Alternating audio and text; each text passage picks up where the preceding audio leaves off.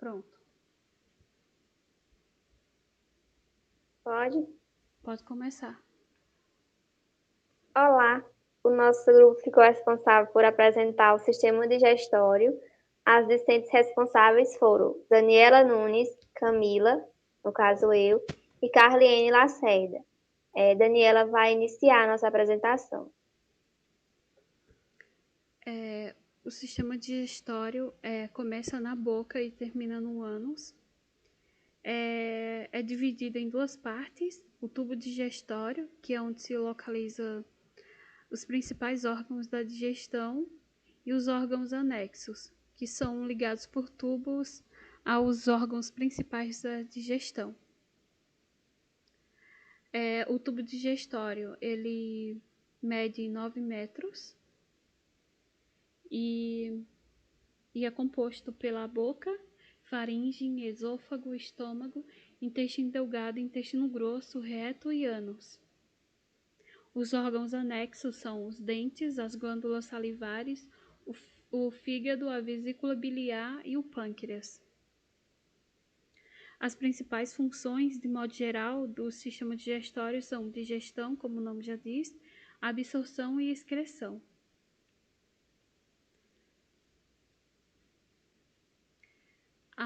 O sistema digestório, a digestão já começa pela boca, na cavidade bucal,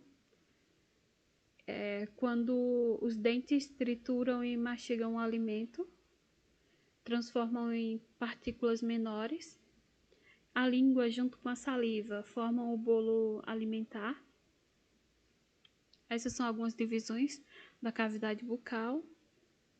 O palato, a dentição, o lábio superior, a úvula, a amígdala, a língua e o lábio inferior. Quando criança ainda na dentição de leite, nós possuímos 20 dentes, e já adultos, com os dentes permanentes, temos 32 dentes. A língua é dividida em 3 partes: na raiz, no sulco longitudinal e ápice da língua, e também na língua onde tem as pupilas linguais, que são responsáveis por dar o paladar e nos fazer sentir o gosto dos alimentos. A língua, além dessas funções ditas anteriores, da questão de dar gosto aos alimentos, do paladar, ela também ajuda na deglutição. A língua, junto com a saliva e a mastigação, transforma o alimento num bolo alimentar. E também, através dos movimentos que fazemos, a língua joga o alimento para a faringe e esôfago. Na primeira GIF mostra a mastigação, e essa mistura é a transformação do bolo alimentar. E na segunda GIF, já o bolo alimentar sendo levado para a faringe, esôfago e estômago. Agora as glândulas salivares. Bom, eu vou falar um pouquinho sobre as glândulas salivares, né? Que quando o alimento é mastigado na boca, ele fica reduzido a pequenos fragmentos, que se mistura com a saliva produzida pelos 3 pares de glândulas salivares. Mais importante, as glândulas maiores, que são as parótidas, as submandibulares e sublinguais. A saliva é um líquido neutro ou ligeiramente alcalino, que contém água, muco e enzima, amilase salivar ou pitialina. As glândulas submandibulares e sublinguais segregam uma saliva mais grossa, ou seja, a saliva mucosa, né, que contém a enzima mucina. Outra enzima da saliva é a pitialina, que digere parcialmente os amígdalos e converte-os em maltose, um tipo de açúcar. A água umedece o alimento, o muco lubrifica e a amilase catalisa a hidrólise do açúcar, o que transforma em moléculas de açúcares mais simples, como os oligosacarídeos e os monossacarídeos. A saliva também dissolve algumas moléculas que são captadas pelos receptores de sabor nas papilas gustativas da língua, permitindo assim o reconhecimento dos sabores dos alimentos. Vou passar a palavra agora para Carliene. Bom, vou falar um pouco sobre a função da faringe e o seu comprimento. Ela comunica o nariz e a boca à laringe e ao esôfago. É localizada na região da garganta. A sua função é conduzir o ar até os outros órgãos do sistema respiratório e também conduzir os alimentos dos órgãos do sistema digestivo.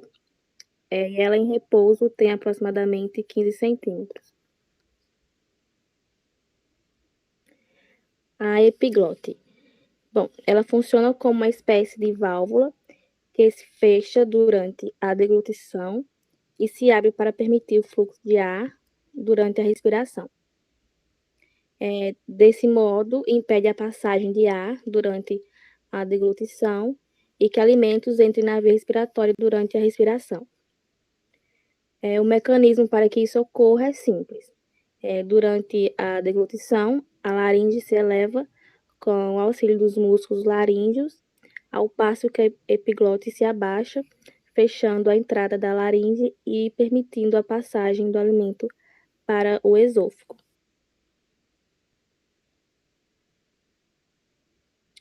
Esôfago é um órgão do sistema digestório que conecta a faringe do estômago, e a sua função é garantir que o alimento siga da faringe ao estômago, onde será realizado o processo de digestão.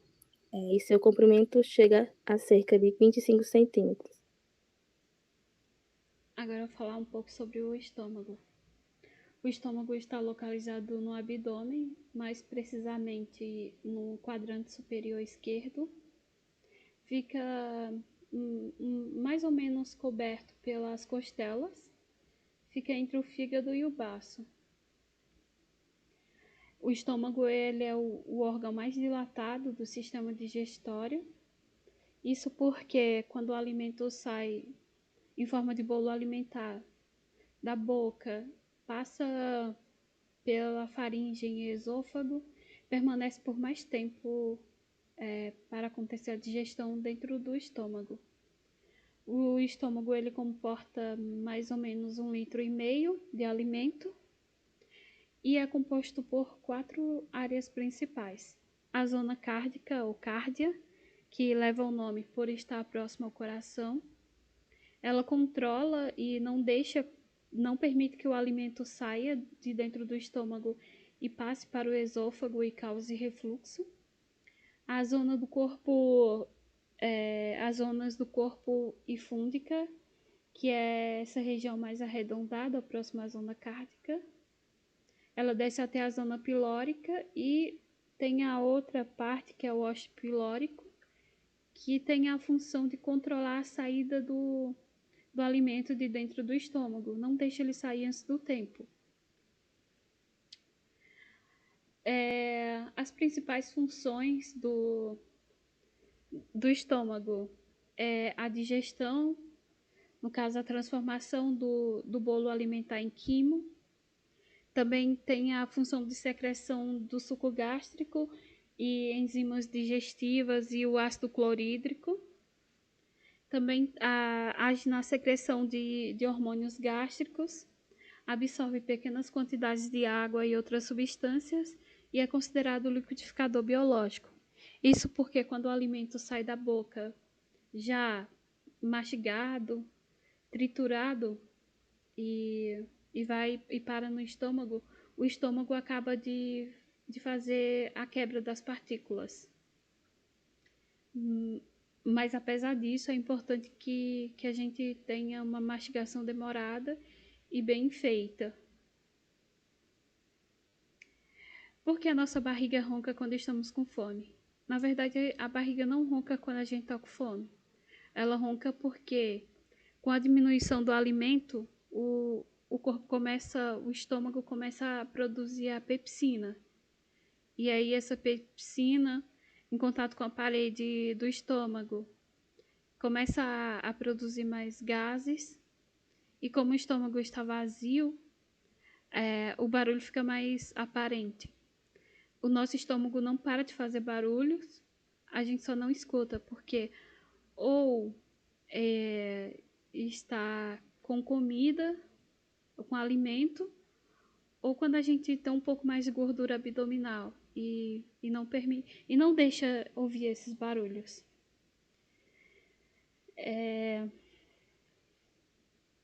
Agora falar sobre os órgãos anexos, começando pelo fígado. O fígado é o órgão maior que tem do sistema digestório.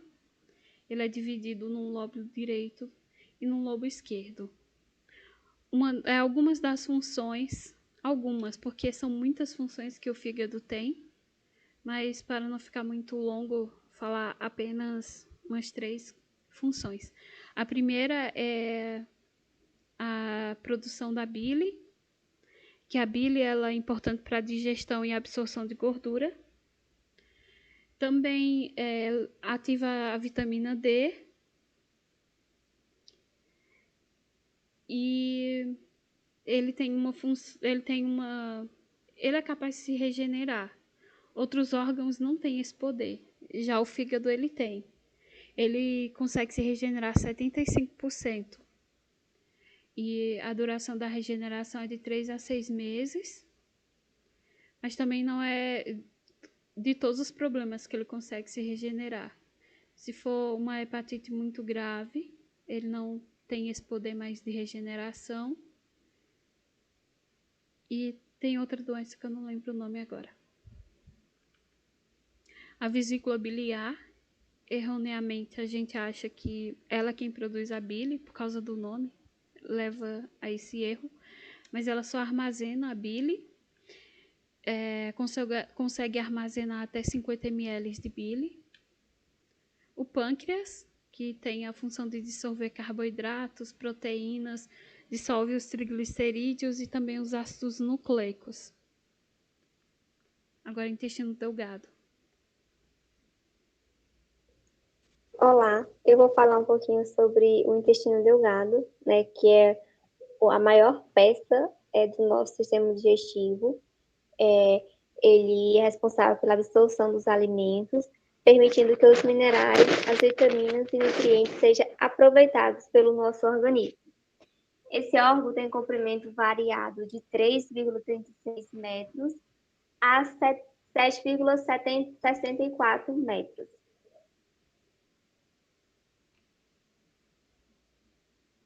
O intestino delgado é dividido em 3 partes: o duodeno, o jejunum e o íleo.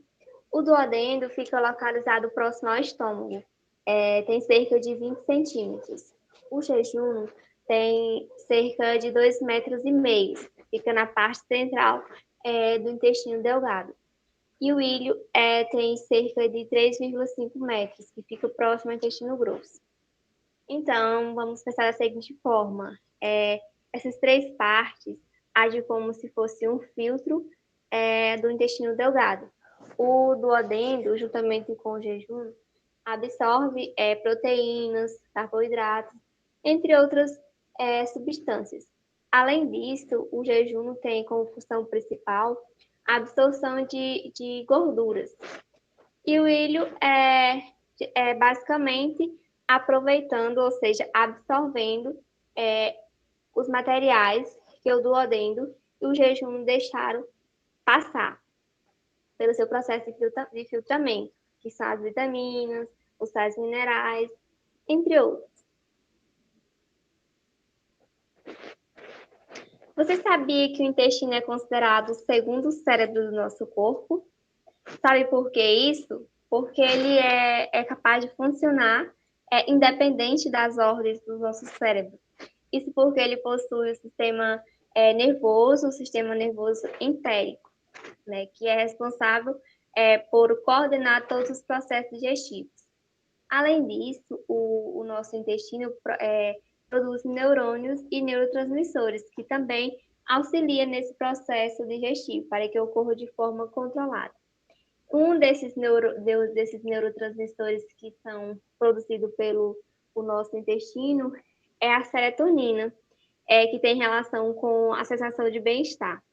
Por isso, é importante, né, manter o equilíbrio do processo de digestão para que ocorra a produção dessa substância, como a serotonina, entre outras, de forma equilibrada. Vou passar a palavra para a Carliene.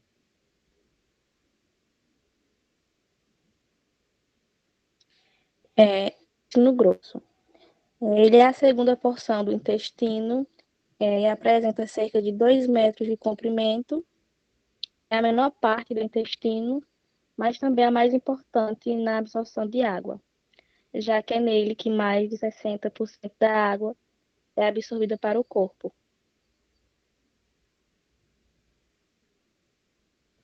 Eu vou falar um pouquinho também sobre o peritônio, né, que é a membrana serosa que reveste as paredes da cavidade abdominal e recobre os órgãos abdominais e pélvicos. Esses órgãos podem ser intestino, fígado, estômago, entre outros.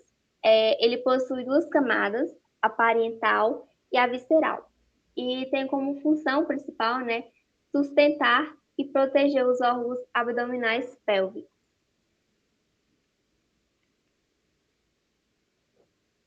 Para vocês conseguirem compreender melhor o peritônio foi o órgão em que a cantora Hebe Camargo foi diagnosticada com câncer.